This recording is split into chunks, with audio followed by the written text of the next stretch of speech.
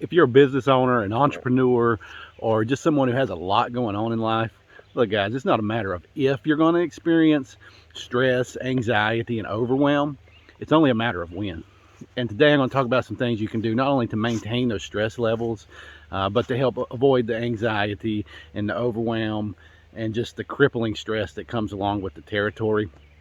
I don't think we're ever going to not experience some level of stress and anxiety in this lifestyle where we're trying to do more and be more, and I guess reach our full potential. And a lot of times that means for a lot of us is attempting to do the impossible or cut paths where things haven't been done before. So today I'm going to talk about some things that you can do to help maintain and hopefully help avoid a lot of the unnecessary stress that comes along with the territory. My name's Chase. This is Energy to Conquer. Today is day 27 on my 100-day experimental journey to increase my energy, my mental clarity, and just my overall focus. And today I'll talk about some things that you can do that, you know, it's things we know we should be doing, but it's often the things that we neglect to do when we need them the most. Because what happens is we get in these stressful states and we get caught up in our situation, and then the anxiety multiplies, and then the overwhelm sets in and we don't know what to do, and it just creates more stress, and it's just this vicious cycle that just downward spiral we go, right? And until we eventually hit rock bottom and usually self-destruct to some level and kind of get our stuff together and come out of that pit and come up to only come back to, you know, another situation. So the importance of managing this is critical to ever reaching your potential, to reaching your potential in your business, to reaching your potential in your family, just to reaching your potential at anything you want to do. And if we don't maintain this, like, this is such an energy suck. You're not going to have the energy to do the things you want to do. Like, you can't carry this weight around mentally and accomplish incredible things in your life, because it's going to cripple you. And so what can we do to help make sure we avoid that? And number one thing we got to do is make it a priority, just as important as anything else in our business. Managing the stress, the anxiety, and the overwhelm, that has to be priority number one, because if we're not managing that, everything else is going to go all to hell. The business is going to fall apart. We're going to self-sabotage. We're going to get burnt out in the business. We're not going to want to participate in the business. You know, when you're in that state of stress and overwhelm and worry, and you just don't know what to do, it's just so much inner turmoil. Next thing you know, you're going home, you're taking it out on your family, like you can't sleep at night. You've got all this stuff going on. It's just destructive, and it's going to kill you, right? It's going to destroy your family, it's going to destroy your health, it's going to destroy your finances, and you're never going to reach your full potential when you're having to fight these battles constantly. And the only way to deal with it is to make it a priority, because it is, your mental health is, I guess, the pendulum that this whole thing swings on. You know, it's the arm to the pendulum of the business, of your potential. And if you don't maintain that and make that a priority, you're only going to get so far in your business. You're only going to get so far with all the things you want to accomplish. You only get so far with reaching your potential. So let's jump into what you can do. What you can do is exercise. It's like, we all know that, right? We all know we should be doing it, and we all know how important it is, but I think we neglect it when we need it the most. So when things start falling apart, when the train starts running off the rails, we start going through the weeds, and we get in this downward spiral, the first thing that goes is usually our fitness, probably our diet, and then our fitness. But those are so critical. Like, you can't start eating crap and expect to think clearly to be able to get out of these situations. And the fitness, like, there's so much tied to the fitness mentally. Number one, to just get rid of the stress. But what don't get talked about is the ability to remove yourself from the situation. And so you're almost putting yourself in another stressful situation, or maybe a relaxing situation with the workout, with the fitness side of this.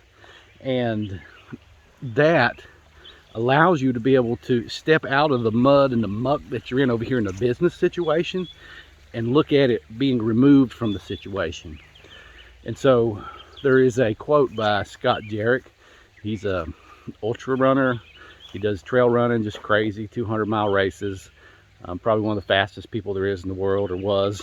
He's getting a little older now, so I'm sure there's more people coming along. But it's from the book Born to Run. If you've not read that book, it's a great book if you like running. But you know, there was a quote that says, there's not a problem you can't solve, or there's not a problem you can't solve on a 4-hour run. So I'm probably butchering that quote, but that's so true, because you know, I've done a lot of running. That's one of the reasons I got into a lot of running. And when you get into a lot, you look at these ultra runners, there's a lot of people that's running for mental sanity, right? There's a reason they're running 50 and 100-mile races usually.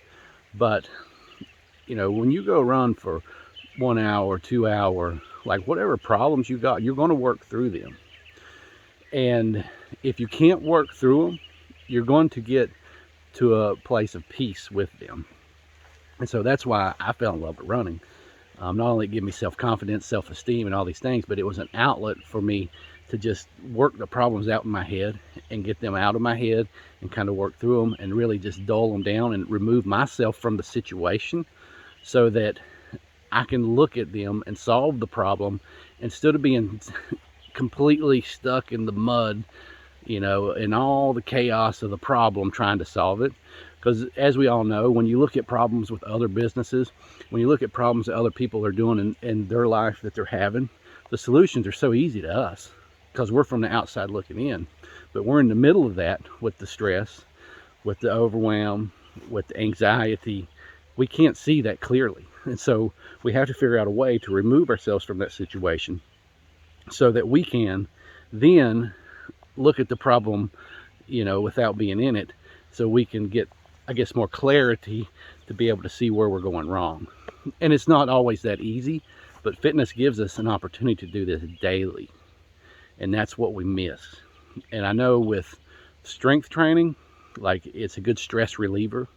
Just, you know, just kind of, you can get anger out, you can get frustration out, you can get all this stuff out. But something as simple as going for a walk, or maybe running, I don't know what kind of fitness level you're at, like that is just, that's my time. That's my time to work through problems. Sometimes I run into business problems and I'll go for a walk to solve it, right? That's meetings with me. These are business meetings with me. I'm solving business meetings with me. But a lot of times we don't do that as business owners, because it's, you know, corporate America says not to do that, or it's not, you know, it's not, they don't say not to do that, but they've conditioned us not to do that. But we've got to have an outlet to work through these problems.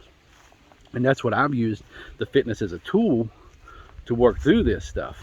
And when I hit complex problems, go for a run, go for a hike, do what you need to do to work through it.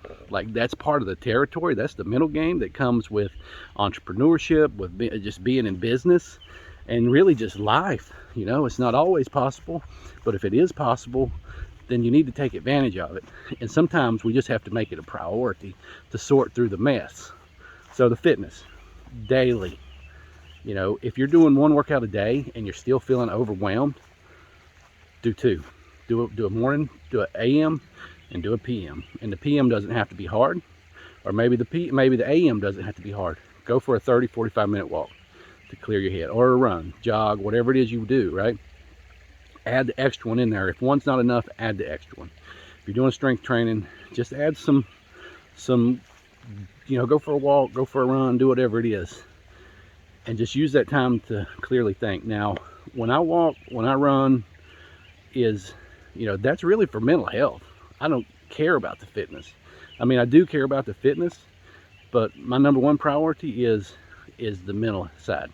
So this is what I usually do. I don't listen to music when I do these things, very rarely. Sometimes when I run, more when I strength train, because I can't concentrate. So usually, and it kind of, sometimes I use angry music to get me kind of through some tough workouts. But, you know, I listen to just motivational stuff, through training programs like Tony Robbins, some of his stuff, or maybe I listen to some YouTube stuff, maybe some Les Brown, some of his stuff, and like so many, E.T., Eric Thomas, like all these things are out there, and it's so much is available at our fingertips now that wasn't available just 10, 15 years ago. And these are tools that you can use to let people talk over you. So when you get down, you get depressed, you get overwhelmed, like you can go listen to these things, and people kind of make fun of the motivational stuff and this and that. But you know, these are people speaking positivity over you. And most of the time when you're in business, when you're a business owner, you don't have that. You're on an island by yourself. And people call these motivational people idiots and kooks and all this stuff, and just rah, rah, rah, and it's useless, blah, blah, blah. But you're out here on this island. There's nobody participating at your level usually in your life, especially when you're on that rise. Like it's lonely at the, it's not lonely at the bottom. It's not lonely at the top. It's the middle. That's where you're all alone. That's where, you know, your darkest hours is that climb from the bottom to the top. And so, you know, when you get in these situations, like you're all alone, you feel like you're on an island, like somebody has got to speak in you, and you got to find people from a higher level. And if you don't have nobody in your life, you know, if you don't have these mentors, these other people, you can use these audios, you can use podcasts like, you know, MFCEO, Ed Milet, like whatever it is you're listening to, like whatever your thing is, like you've got to have these people, but they speak positivity into your life. Even Omar on The Passionate Few, like, you know, when you're down and you're not feeling it, you can go listen to these other people's stories and just let that pour into your life, and like, and use that as a tool to kind of get yourself back up. But sometimes I get to a point, so that's one way to do that while you're, you know, while you're doing your walk or run or whatever it is, cardio. But the other thing is when I get really overwhelmed, I use it to work through my problems. Or if I've got a lot going on, I use that as think time. Like that's me time, that's my alone time. I don't like to go walking with people when I'm in that state. I don't like to be like go hiking with a group of people. I'm not going running in a group of people. That's me time. You know, I used to go run at 5 in the morning, and everybody else that run that time of day usually run in groups, and I'd run by myself. And I used to go run on a lot of trails in the woods, and I'd be all by myself, and people were like, I can't believe you do that by yourself. But I hated running with people because that was my time. You know, that was me time. That was my growth time. That's where I worked through problems. That's where I listened to stuff. That's where I learned. That's where I let just time for people to speak positivity over me and over my life. And even some preaching, right? You know, depends on who you're listening to, but some of that stuff can be just as motivating and empowering. So, you know, that's some things you can do with the fitness. The other side of this is the meditation. I know in Western culture, we look at the Eastern stuff and the meditation, especially in Western or American Christianity. We look at this as like some hocus pocus stuff as the meditation stuff. But if you look into some of this stuff, I'm not an expert on it. And I kind of steered away from that and probably pointed fun at that for a lot when I was younger. But as the older I get, I'm learning that a lot of the meditation that you see is just the ability to quiet your mind. And if I had known that and been practicing that from an early age, I'd be way further than I am right now. You know, you get all this voice going on in your head, you get overwhelmed, and we don't teach and we don't practice in Western culture, especially I can speak for American culture, but I think it applies for a lot of Western culture. We don't practice the ability to quiet our mind.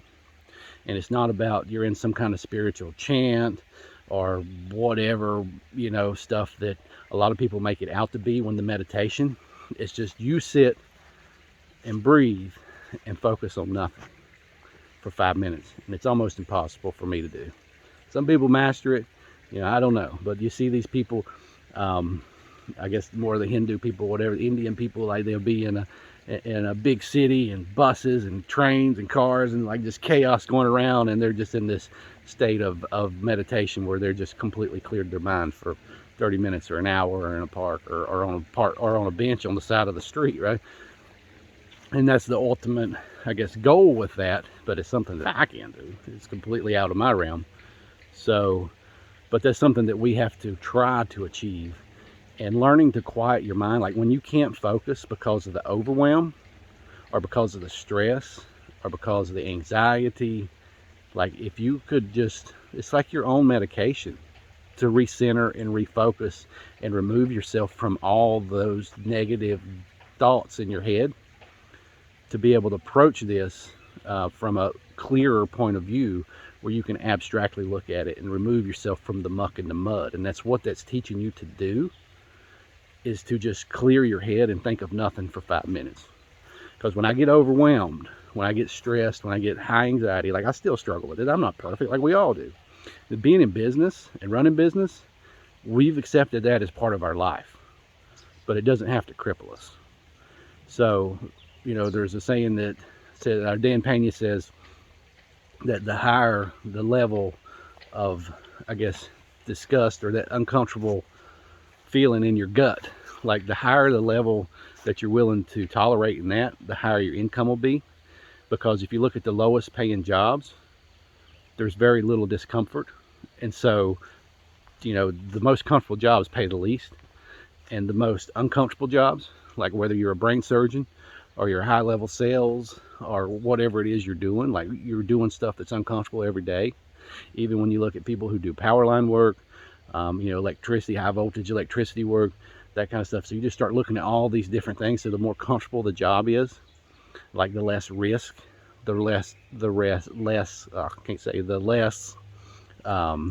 I guess, risk that you have on the line of screwing something up, the less the job's going to pay. But we have to learn as business owners, kind of go off track there, but to come back to the meditation, we've got to learn to silence our mind when it gets too busy, because that monkey brain will destroy you, and it will cripple you, and it will put you in a downward spiral that you don't want to be in, with the stress and the anxiety. And you got to figure out a way to get that spiral going back up. So number one is regular exercise, regular, daily. If it's real bad, twice daily. If once a day is not working, do two. Your number three is going to be your diet. Make sure you're eating clean. And then three is just that meditation, that ability to quiet your mind, to, I guess, silence the critic in your head is probably a big part of it. And you can start combining those three. It's like you have tools at your disposal to manage that on a daily basis and remain in control, because the whole goal here is not to lose control, but to maintain control. And then, if you're in the situation now with the muck and the mud and you can't see out of it, you just have to jump into that routine. And that's kind of where I was getting when I started this challenge. You have to manage that routine. You have to jump into it. You have to start exercising daily. Go for a walk today. Go for a run. Do whatever it is you do. And just spend some time with you. And start getting the stuff out of your head. Start working through the problems. Or maybe you need to silence your head and completely remove yourself from the problems. Put on a podcast. Put on a business podcast. Some kind of something. Go listen to Ed Mylett. Go listen to a passionate few, right? You listen to people in their worst situations rise up to the best. Give you hope. Give you inspiration. You go pull up YouTube. Go pull up some Les Brown, some Eric Thomas, E.T., the hip hop preacher. You just do those things. So it's really, looking at it, I probably use those as a form of meditation as well, to quiet the voice in my head and listen to their voice and kind of let them come speak into my life and let their influence my thoughts, especially in critical times when I don't know what to do. I use that as a tool to quiet my voice, almost like the meditation, except I'm listening to, I guess, their story to give me inspiration, or what they're saying to kind of speak to me, to guide me in a sense to what I need to do to get out of this pit. And I just cling on to that. Sometimes I'll pick up something, sometimes I don't.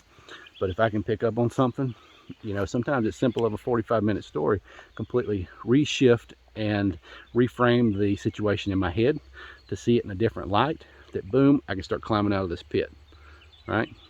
You just got to use these tools at your disposal. Daily exercise, whether you need it or not. And when you need it the most is when you have to be aware to make sure you keep doing it, because that's when you're going to stop. When you get completely stressed, overwhelmed, that's when you're going to stop. It's when we all do. It's when our diet falls off. It's when we quit doing our workouts.